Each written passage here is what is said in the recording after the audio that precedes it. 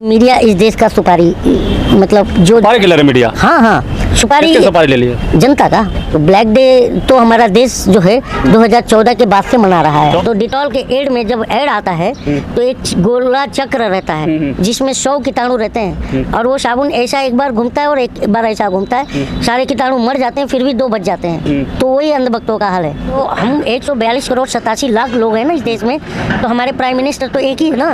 हाँ, तो सवाल करने युगांडा के प्रधानमंत्री से जाएंगे। नमस्कार, आप देख रहे हैं लाइव टीवी इंडिया और मैं आपके साथ जुनैद अंसारी और बातचीत करेंगे देश में जो माहौल चल रहा है, प्रदर्शन चल रहे हैं। एक तरफ जो है पहलवान जो है, जो देश की बेटियां हैं सड़कों पर हैं, देश के हर कोने से लगभग, चाहे बिहार हो, उत्तर प्रदेश हो, महाराष्ट्र हो, गुजरात हो, सभी से जो है लोग जो है, किसान हो, सब जो है पहलवानों के समर्थन में उतर आए हैं। तो हमारे साथ जो है कलीम शेख है, इनसे बातचीत करें। ये महाराष्ट्र से आए हैं दिल्ली के में और जंतर मंतर में पहलवानों का समर्थन करने। इनसे बातचीत करेंगे आखिर ये क्यों इतनी दूर से चल के आए हैं। कलीम शेख जी, पहले तो आपका बहुत बहुत स्वागत है चैनल में। धन्यवाद आपका। देश की बेटियां सड़कों पर हैं तो ये तो होना भी नहीं चाहिए, क्योंकि जो हमारे प्रधानमंत्री हैं जब ये सत्ता में आए तो बेटी बचाओ बेटी बढ़ाओ का नारा दिए थे।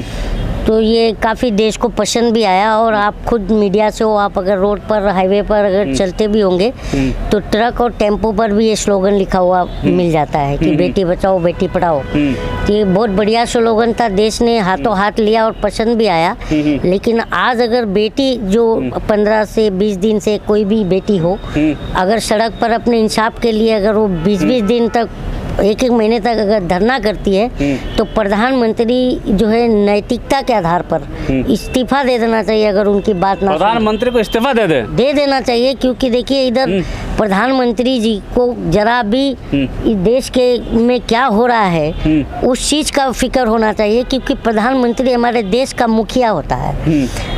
और हम मुखिया जब चुनते हैं तो मुखिया की जिम्मेदारी होती है कि पूरे जो समाज है, घर की, मतलब समाज भी एक घर हो जाता है। तो समाज है, देश के लोगों के प्रति उनको सोचना चाहिए। तो नैतिकता के आधार पर तो गृह मंत्री भी काम करते हैं। 18 घंटे सोच रहे हैं प्रधानमंत्री, अब कितना काम करें? 18 घंटा वो क्या काम कर रहे हैं ये समझ में नहीं आ रहा है।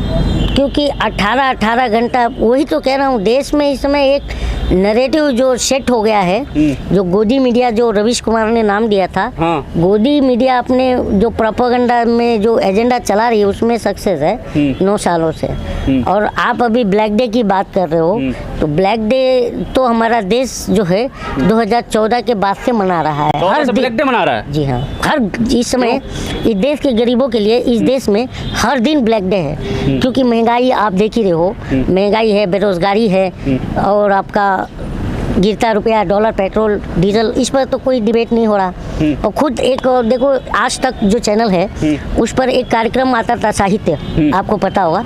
उसमें एक जो लेखक थे बॉलीवुड के जिनका नाम था वरुण ग्रोवर, आप उन्हें जानते हो, जिन्होंने CA NRC में सबसे पहले वरुण ग्रोवर ने ही लिख कर जो है इनके सरकार पर के मुँह पर मारा था कि तानाशाह आकर जाएंगे, हम कागज़ नहीं दिखाएंगे। ये वरुण ग्रोवर ने लिखा था। तो वरुण ग्रोवर ने भी ये चीज़ आज तक के साहित्य में भी ये बात उठाई थी कि मीडिया इस देश का सुपारी, मतलब जो सुपारी किलर है मीडिया। हाँ हाँ सुपारी ले लिए? जनता का। जो देखिए, इसलिए मैं बात कह रहा हूँ, मीडिया आप समझ नहीं रहे हैं कि अगर आप जाएंगे वो कि हमारे देश के अंदर, in our country, what is the actual meaning of media. Media का मतलब होता है कि लोकतंत्र का चौथा स्तंभ, ये चौथा पिलर है देश का। लेकिन चौथा पिलर को देख करके ऐसा लगता है कि इन 2014 से अब तक इसको दिमक चाट गया है। दिमक चाट गया है। वो इसलिए क्योंकि हमारे जो रात को 8 बजे जब भी आप टीवी खोलो, उस टीवी के अंदर जब बात निकल के आती है हिंदू मुस्लिम, आप खुद पिछले 2014 से लेकर के और ये 2023 चल रहा है, अब तक जितना डेटा उठाओ मीडिया के डिबेट का, अब पता करो आप कि देश के मुद्दे पर जो महंगाई है, बेरोजगारी है, गैस पेट्रोल है, डॉलर है, उस पर कितना डिबेट हुआ है, और हिंदू मुस्लिम पर कितना। कह रहा है कि महंगाई कहाँ, विकास भी तो हो रहा है देश का। विश्व गुरु बना दिया। विश्व गुरु मतलब मैं, आप मीडिया से हो, और ये बताइए मुझे, मैं आपसे एक सवाल जानना चाह रहा हूँ कि विश्व गुरु का मतलब क्या होता है? विश्व गुरु मुझे प्रधानमंत्री की तारीफ हो रही है लोग नहीं, और नहीं। आसानी से जा सकते हैं, ऐसा कहना है। अरे sir, I just wanted to know what is the actual meaning of Vishwa Guru, ये मैं पूछ रहा हूँ आपसे। नहीं, बस जिस हिसाब से बताते हैं वो बता रहा हूँ मैं कि विश्व गुरु में डंका मंग गया, कई जगह जो वीजा नहीं लग रहा। विश्व गुरु में अच्छा, ये डंके की बात कही तो बहुत आपने अच्छी बात कही है, डंका बज रहा है। हाँ। तो ये बताइए, अभी आपने ये विनेश फोगाट और ये साक्षी मलिक का बात किया आपने, तो ये नेशनल खिलाड़ी हैं या क्षेत्रीय खिलाड़ी हैं? नहीं तो इंटरनेशनल खिलाड़ी है ना। हाँ। तो इसका इंटरनेशनल मीडिया रिपोर्टिंग होता होगा नहीं होता होगा? हो रहा है। हो रहा है। तो विदेशों में इसका डंका बज रहा है कि विदेशों में इन पर थूका जा रहा है? मैं आपसे पूछ रहा हूँ क्या हो रहा है? वर्ल्ड मीडिया रिपोर्टिंग में हाँ। वर्ल्ड तो यही कह रहा होगा हाँ। कि ये अपने जो है लेडीज खिलाड़ी हैं उनकी ये रक्षा नहीं कर पा रहे हैं, ये विश्व गुरु क्या बनेंगे? मतलब कहीं ना कहीं छवि खराब हो रही है विश्व में देश की। नहीं हो रहा है। मैं 5 किलो राशन जो देश का 65% आबादी खा रहा है वो भी वर्ल्ड मीडिया रिपोर्टिंग पर है, उस पर भी हमारे देश की बदनामी हो रही है, डंका नहीं बज रहा है। लेकिन कुछ लोग कह रहे हैं कि सिर्फ जो है जाट समुदाय जो है और एक मुट्ठी भर लोग जो है वही बेटियों के समर्थन में, और कोई नहीं है। आप तो महाराष्ट्र से आ गए। जिस मुट्ठी भर की बात आप कर रहे हो ना, तो ये जो विरोध कर रहे हैं जो इनका, वो मुट्ठी भर ही है। क्योंकि देखिए एक बात बता रहा हूँ, आपने डिटॉल का ऐड देखा है? हाँ। तो डिटॉल के ऐड में जब ऐड आता है तो एक गोला चक्र रहता है जिसमें 100 कीटाणु रहते हैं, और वो साबुन ऐसा एक बार घूमता है और एक बार ऐसा घूमता है, सारे कीटाणु मर जाते हैं, फिर भी 2 बच जाते हैं। तो वही अंधभक्तों का हाल है। वो अंधभक्त हैं? हाँ, अंधभक्त हैं वो, कीटाणु कह देंगे अंधभक्तों को? तो क्या है? हाँ? क्या है? देशभक्त बताते हैं अपने आप को वो। देशभक्त का असल परिभाषा क्या है मैं आपसे जानना चाहता हूँ। मैं तो प्रधानमंत्री को भी देशभक्त नहीं मानता हूँ। प्रधानमंत्री को देशभक्त नहीं मानते? क्यों मानूंगा? अभी मैं अगर आप पाकिस्तान नहीं अगर मैं एक बात बता रहा हूँ, मैं क्यों कह रहा हूँ, मैं कटाक्ष के रूप में कह रहा हूँ, और मैं ये क्यों कह रहा हूँ, राहुल गांधी अगर पाकिस्तान के बॉर्डर चला जाए तो उसे जिंदा जला देंगे, लटका देंगे ये चौक पर, ठीक है। और प्रधानमंत्री पाकिस्तान में घुस कर बिरयानी खा के आता है तो कोई सवाल नहीं उठाता है? नहीं है? बताइए। और भी देश को बिना बताए, संसद को बिना बताए, सारे प्रोटोकॉल तोड़ करके चले जाता है प्रधानमंत्री। तो ये सवाल उठाना चाहिए नहीं उठाना चाहिए? बताइए कि क्योंकि आज तक हमें पाकिस्तान से क्या लेना देना।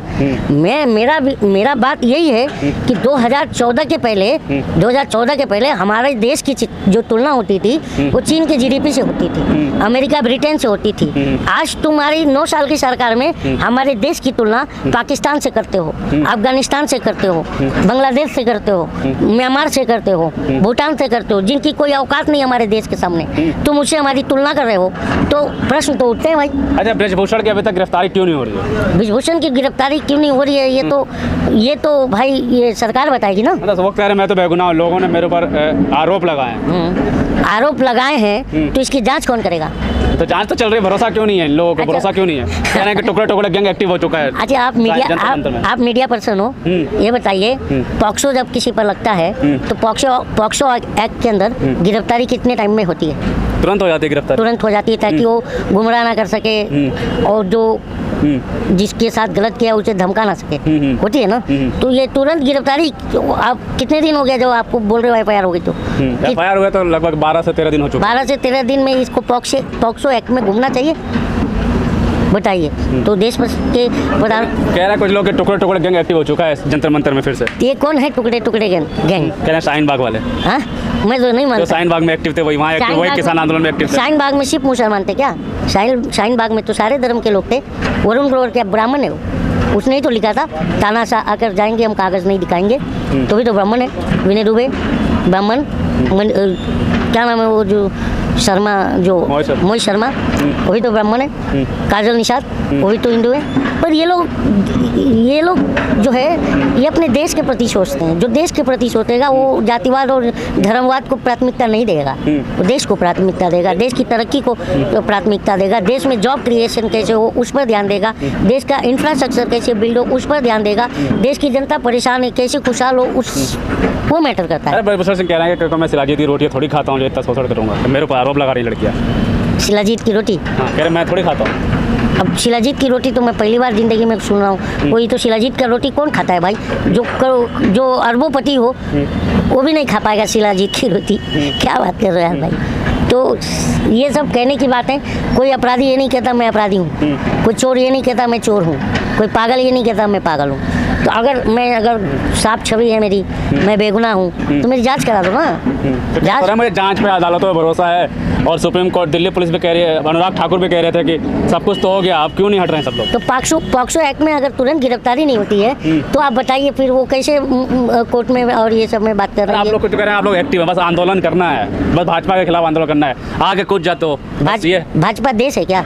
नहीं, बस सरकार कुछ भी हो जाए, बस खिलाफ में आंदोलन करने वाले। अगर प्राइम मिनिस्टर से सवाल करना और भाजपा से सवाल करना, भाजपा की सरकार है, तो ये क्या क्राइम है? ये क्राइम में कुछ लोग कह रहे हैं कि एक से मैंने इंटरव्यू लिया, वो बोले कि दिल्ली का that is our constitutional right to ask question from prime minister sir. हाँ, तो कैसे हमको, ये तो कॉन्स्टिट्यूशन में राइट्स है ना कि आप जिसको वोट दे रहे हैं, जिसकी सरकार बना रहे हैं, तो सरकार से ही सवाल करेंगे। तो हम 142 करोड़ 87 लाख लोग हैं ना इस देश में, तो हमारे प्राइम मिनिस्टर तो एक ही है ना।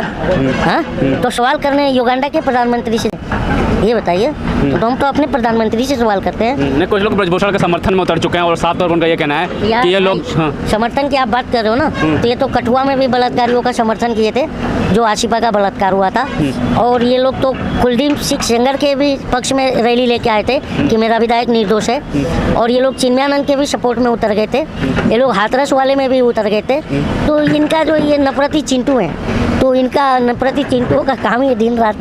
चलिए ठीक है, बिल्कुल, बहुत बहुत शुक्रिया आपका। ये थे कलीम शेख हमारे साथ महाराष्ट्र से आए हुए थे और बेटियों के समर्थन में लगभग जो है 3 से 4 दिन तक ये जंतर मंतर पे मौजूद रहे और आज भी दिल्ली पे हैं। और साफ तौर पर बेटियों का साफ तौर पे यही कहना है कि अब जो है हमें इंसाफ चाहिए। जब तक जो है ब्रजभूषण को जेल नहीं होगी तब तक हम यहाँ से आंदोलन से उठेंगे नहीं। नार्को टेस्ट करा लीजिए, अगर हम गलत साबित होते हैं तो हमें फांसी दे दीजिए। सवाल ये उठता है कि कभी भी कोई भी इंसाफ के लिए आखिर सड़कों पर ही क्यों उतरना पड़ता है, चाहे वह हाथरस की बेटी का कांड हो, चाहे ऐसे कई जो है केस हुए बेटियों के बलात्कार हो, सबके इंसाफ के लिए। आपने जब सड़कों का नाम लिया तो मुझे याद आया कि डॉक्टर राम मनोहर लोहिया, जो आपने अभी एक सवाल कहा है कि जनता से कहा है कि कोई भी बात हो, कोई भी घटनाएं हो तो लोग सड़कों पर क्यों आते हैं, तो लोहिया जी कहते थे कि जब सड़कें, डॉक्टर राम मनोहर लोहिया जी की बात कर रहा हूँ, वो कहते थे कि जब सड़कें सूनी हो जाती हैं तो सांसद आवारा हो जाते हैं। तो आज सड़क पर कोई दिख नहीं रहा है अपनी मांगों को लेकर। और लोकतंत्र की यही खूबसूरती होती है कि अगर सत्ता अगर निरंकुश होती है, सत्ता अगर हमारी बात नहीं सुनती है, तो जनता जो है वो सड़क पर आती है। और इसका एक और उदाहरण आपको दूंगा, मुंशी प्रेमचंद जी का। वो उन्होंने भी लिखा है कि सिंहासन खाली करो कि अब जनता आ रही है। तो जनता का ही राज चलता है। अब ये सत्ता अगर जबरदस्ती जनता पर हावी होना चाहती है तो फिर ये तानाशाही है। बिल्कुल साफ तौर पर कहा कि देश में, लोकतंत्र देश में जो है जनता का ही राज होता है। अगर जनता पे सरकार हावी होती है तो ये लोकतंत्र नहीं, ये तानाशाही है, ऐसा कहना है। लेकिन साफ तौर पर सवाल आप लोग भी सोचिए और आप लोग खुद से जवाब दीजिए कि आखिर क्यों सबको सड़कों पर ही आना पड़ता है। जो देश की बेटियां हैं, आखिर क्यों उनको जाट में बांट दिया गया कि वो जाट की बेटी है, आखिर क्यों? ये बहुत सारे सवाल है जिसका जवाब आपको खुद ढूंढना होगा। ऐसी खबरों के लिए हमारे साथ बने रहिए, तब तक के लिए धन्यवाद।